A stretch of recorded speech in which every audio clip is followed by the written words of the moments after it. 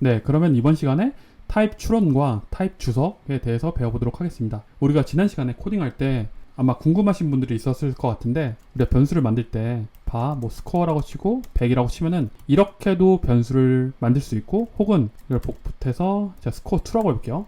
여기에 int라고 써서 이렇게도 변수를 만들 수 있었어요.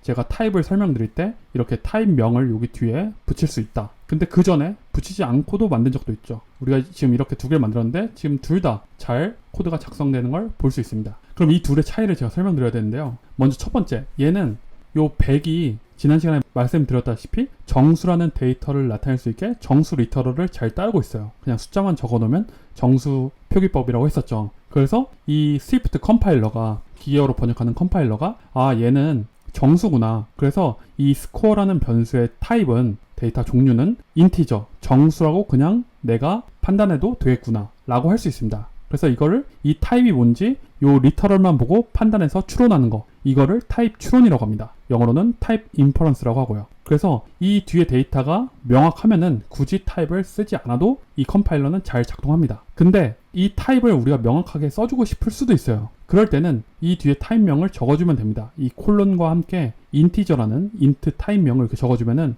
얘는 이 100만 봐도 인트 타입인 걸 알 수 있지만 더 명확하게 인트 타입을 명시해 주는 거죠. 이렇게 타입명을 명시한 거를 타입 추론, 영어로는 타입 어노테이션이라고 합니다. 이렇게 해놓고 우리가 선언한 이 변수들을 보면은, 여러분들 옵션 키 누르고 스코어를 이렇게 한번 눌러보실래요? 옵션 키 누른 상태에서 클릭해보면 지금 이 스코어의 타입이 인트로 잘 선언된 걸 볼 수 있죠. 굳이 쓰지 않았는데 이 100만 보고 스위프트 컴파일러가 이제 판단을 한 거예요. 추론을 한 거죠. 근데 두 번째는 요 스코어 2를 옵션 키 누르고 클릭해보면 얘도 인티저인 걸 볼 수 있습니다. 우리는 명시적으로 인티저라는 걸 딱 써줬으니까요. 이렇게 확인할 수 있고, 그리고 그러면은 문제를 좀 봐볼게요. 우리가 첫 번째 문제를 봐보면 답을 좀 가리고 봐보겠습니다. 문제 1. 만약에 우리가 이렇게 한 글자만 썼어요. 한 글자만 따옴표로 써서 이 레터라고 쓰면은 이 레터의 타입은 어떻게 될까요? 우리가 문자 중에 스트링이라는 타입도 있었고, 문자열, 그 다음에 캐릭터라는 타입도 있었잖아요. 캐릭터는 한 글자만 나타낼 때 캐릭터라고 하고, 또 여러 글자, 두 글자 이상은 스트링이라고 나타낸다고 했었는데, 이렇게 한 글자만 쓰면은 이 레터의 타입은 어떻게 될까요? 이게 첫 번째 문제인데요. 이거는 제가 답을 알려드리면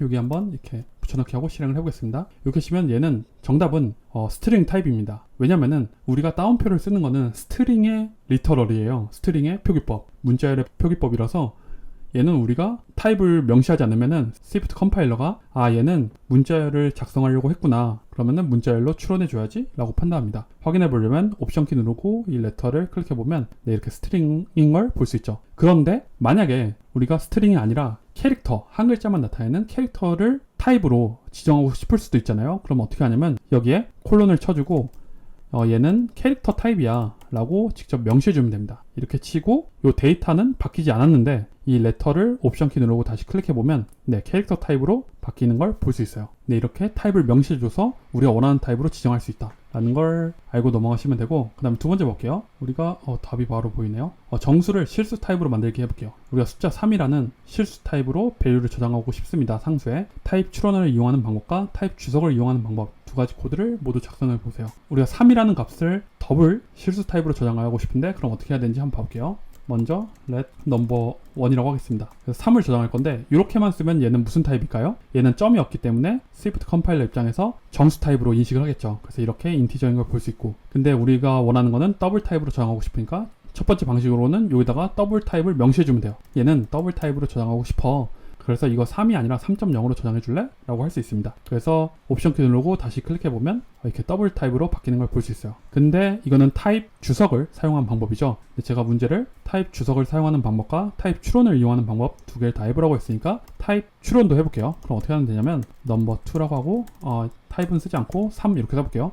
이렇게만 쓰면은 정수라고 했죠. 근데 방법이 있습니다. 타입 주석을 쓰지 않고, 타입을 표기하지 않고 이 리터럴만으로 스위프트 컴파일러에게 알려주는 거죠. 얘는 소수점이야 알려주기 위해서 어떻게 하면 되면 이거를 소수 리터럴을 사용하면 돼요. 실수 리터럴을 사용하면 되는데, 어떻게 하면 되면 뒤에 점 0을 붙이면 됩니다.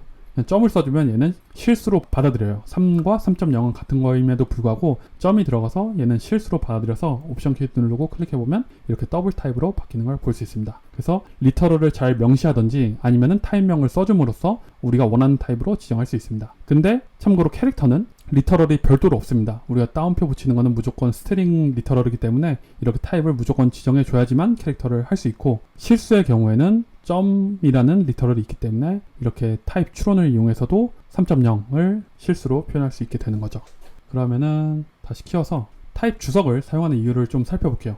타입 주석을 사용하는 이유는 총 4가지 정도를 제가 적어놨는데, 첫 번째, 코드의 의도를 명확히 하고 싶을 때 우리가 이렇게 씁니다. 우리가 타입을 쓰지 않으면은 지금 이거는 코드가 좀 너무 명확해서 백이 인티저인 게 너무 보이지만, 우리가 코드가 복잡해지면 타입이 좀 보기 어려울 수 있거든요. 우리가 지금은 기본 타입만 배우지만 뒤에서 컬렉션 타입이라는 것도 배울 거고, 그리고 우리가 직접 만드는 커스텀 타입이라는 것도 있어요. 근데 그런 것들을 적어줌으로써 코드를 좀 더 명확하게 읽을 수 있도록 해줍니다. 그리고 전에 말씀드렸다시피 원하는 타입으로 강제하고 싶을 때 이렇게만 치면은 스트링으로밖에 추론이 안 되기 때문에 우리가 캐릭터라는 타입을 입력하려면 무조건 이렇게 캐릭터라고 명시를 해줘야 됩니다. 그래서 원하는 타입으로 강제하고 싶을 때 이렇게 하고, 세 번째, 초기화 없이 변수를 선언할 때 우리가 값을 오른쪽에 쓰지 않고 이렇게만으로도 변수를 만들 수 있어요. 그리고 나서 나중에 값을 넣어주는 거죠. 이런 방법도 있는데, 이때는 타입을 정해주지 않으면 오른쪽에 데이터가 없기 때문에 이거를 무슨 타입으로 만들지 스위프트가 알 수 없어요. 그래서 무조건 값이 없을 때는 타입 추론이 불가능하기 때문에 이 타입 명을 적어줘야 됩니다. 그리고 마지막으로는, 이거는 면접 문제에서도 자주 나오는 사항인데,